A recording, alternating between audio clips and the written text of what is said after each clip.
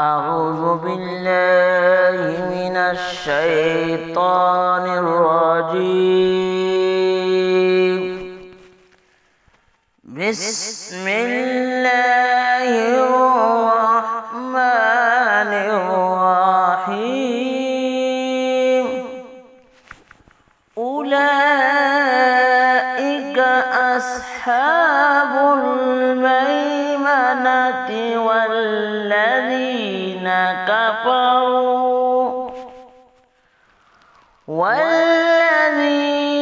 كفروا بآياتنا هم أصحاب المشأمة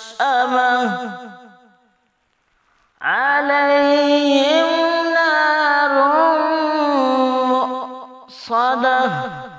صدق الله العظيم.